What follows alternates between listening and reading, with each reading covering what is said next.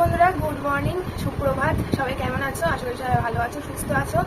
আমার নতুন ব্লগে তোমাদের সবাইকে স্বাগত জানাচ্ছি। এখন কটা বাজে দেখে বলে দিই। চুলগুলো দেখেছো উঠছে কেমন? গরমটা বেশ ভালোই পড়ছে বলো। এখন 11টা বাজে। আজকে হলো মে 16 তারিখ। তো চলো ভিডিওটা এখান থেকে শুরু করা যাক। আশা করি তোমরা সবাই ভালো আছো, তোমাদের সবার দিন ভালো যাচ্ছে। আর আবার সেই গরম পড়েছে, প্যাচপ্যাচানি গরম। এটা শুকনো গরম না, এটা হচ্ছে প্যাচপ্যাচানি গরম। তো চলো, আজকে আমি এখন একটু খাবো, ম্যাগি করে এনেছি। আর কি করতে ইচ্ছা হলো না, গরম লাগছে। গরম তো সবাই লাগছে। আর দেখো আমার এখানটা দেখে ভেবে দেখো, নাকের নিচেই একটা ফোড়া হয়েছে। জ্বালা, ফুটবো না, ফুটলে আরো অসুবিধা বলো। যাই হোক, এই দেখো দেখাচ্ছি। আজকে করবো ধোকার ডালনা। একটুখানি আলু কাটবো। আর এটা ওই ডাল পেস্ট করে করিনি, রেডিমেড প্যাকেট কিনে এনেছি। ডাল পেস্ট করে করতে গেলে তো বাবা ওই আমি পারবো না, তো প্যাকেট কিনে এনেছিলাম। তো আর ধোকা আমার খেতে, ধোকা লোকের কাছ থেকে খেতে না, এমনি ধোকা বানিয়ে খেতে আমার খুব ভালো লাগে। ধোকা লোকের কাছ থেকে আমি খেতে চাই না, আর খাইও না। ধরে ফেলি, আমি নিজেই ধরে ফেলি। লোকে কি আমায় ধোকায় দেবে? লোক আমায় ধোকা দিতে পারবে না, আমি ঠিক ধরে ফেলবো। তো যাই হোক, এটা এখন ওই তেলের মধ্যে গুঁড়োটাকে জল দিয়ে আগে ভিজিয়ে রেখেছিলাম। তারপরে ওটাকে মিক্সচারটাকে তেলের মধ্যে নাড়াচাড়া করে টাইট করে এখন প্লেটের মধ্যে পাতিয়ে রেখেছি। এবারে শেপ দিয়ে কাটবো, তারপরে ভাজবো, তোমাদেরকে দেখাচ্ছি। তার আগে আমি এখন ম্যাগি খাবো। ম্যাগিটা খেয়ে নিই। এই যে ম্যাগি খাওয়া ভালো না জানি, কিন্তু আমার ছোট্টবেলা থেকে ম্যাগি খেতে খুব ভালো লাগে। চলো দেখতে থাকো ভিডিওটা, আশা করি ভালো লাগবে। ভালো লাগলে অবশ্যই করে চ্যানেলটার পাশে থেকো আর সাবস্ক্রাইব করে দিয়ে যেও। তো চলো দেখতে থাকো, চলো।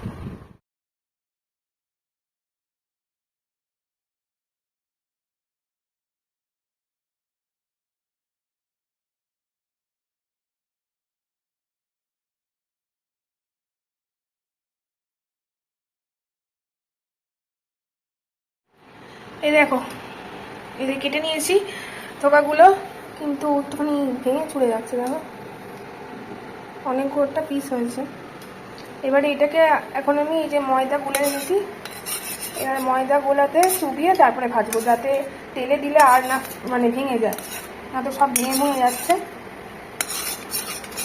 চলো ভাজাটা শুরু করি।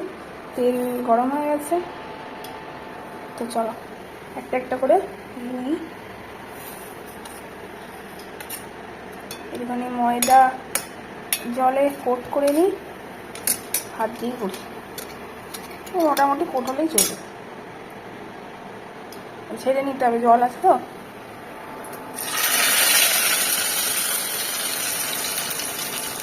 এইভাবে প্রত্যেকটা করবো।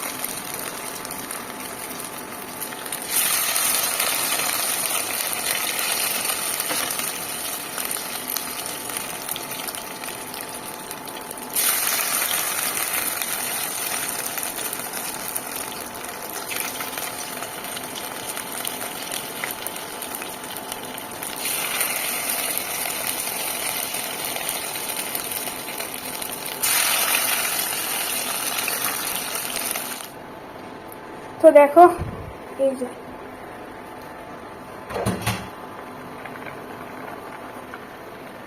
এটা হচ্ছে ধোকাটা তো ভাজা হয়ে গেছে।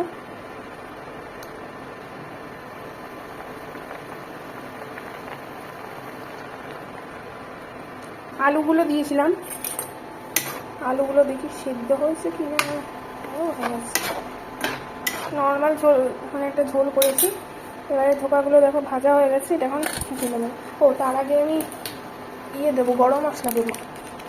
গরম মশলাটা আগেই দিয়ে দেবো, তারপরে ধোকাগুলো দিয়ে একটুখানি ফুটিয়েই নামিয়ে নেবো। দুধ ফুলছেও ওনার সাথে।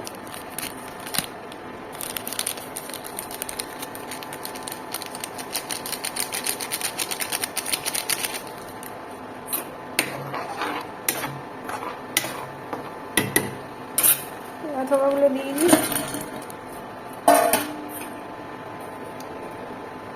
এগুলো একটুখানি ফুটুক ঝোলের মধ্যে, কারণ ধোকা তো একটুখানি ঝোল টানে, তো ঝোল টানে যেহেতু। আর এগুলো ধোকা ইয়ে দিয়ে রুটি দিয়েও ভালো লাগে, ভাত দিয়েও ভালো লাগে। একটু ঘি দিলে ভালো হতো, তবে ঘি আমি দিই না, এমনি নর্মালি করি। এটা মানে ফুটুক, একটু ফুটে গেলে তারপরে নামিয়ে নাও। একটুখানি ধোকাগুলোর মধ্যে মশলাপাতি ঝোল। চলো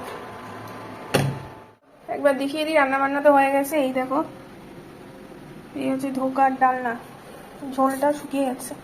আর এখানে যে সেই দিনকে মাছটা যে ভেজে রেখেছিলাম, আর মাছ করতে পারিনি বললাম, আগের যে ব্লগটা ছেড়েছি ওখানে দেখতে পারবে।